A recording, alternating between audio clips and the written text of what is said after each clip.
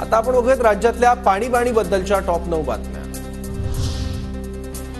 शहापूर तालुक्यातील गांगडवाडीत महिलांना 10 तास पाण्यासाठी बघावी लागते वाट। तळ गाठलेल्या विहिरीत पाणी जमा होण्यासाठी करावी लागते प्रतीक्षा। गोडभर पाण्यासाठी महिलांची पायपीट।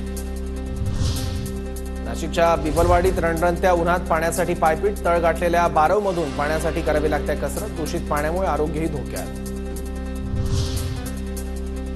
नांदेडच्या आदगाव तालुक्यातील कोंढरू गावात भीषण पाणीटंचाई। गावात असलेल्या एकाच बोरचीही पाणी पातळी कमी झाल्याने पाण्यासाठी पायपीट। नांदेडच्या शहापूर गावात रोहित्र जळाल्याने 7 दिवसांपासून पाणी। गावात अंधार, उकाड्याने नागरिक हैराण। आत्मदहनाचाही दिला इशारा। महिलाही आक्रमक। महावितरण विरोधात रोष व्यक्त। धाराशिव शहरातल्या फकीरानगर, खाजानगरसह इतर भागात 15 दिवसांपासून पाणी नाही। 9 दिवसांनी पाणी सोडणार असल्याची नगर परिषदेची माहिती।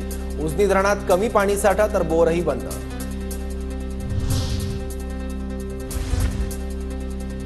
बीडमध्ये 1400 लोकसंख्या असलेल्या सौंदाना गावाला फक्त 20,000 लिटर पाणी। प्रशासनाने पाणी वाढवून देण्यासाठी ग्रामस्थांची मागणी।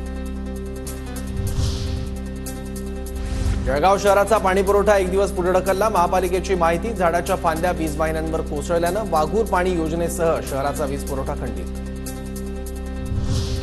अकोला शहराला 27 मे पासून 5 दिवसाआड पाणी पुरवठा। महान धरणात फक्त 17.90% जलसाठा। परिणामी 4 दिवसाआड होणाऱ्या पाणी पुरवठ्यात 1 दिवसाची वाढ। अक्कलकोट तालुक्यातील कुरनूर धरणात अवघे 8% पाणी शिल्लक। अक्कलकोट तालुक्यातील पाण्याचा प्रश्न बिकट झाल्याने शेतकरी चिंताग्रस्त।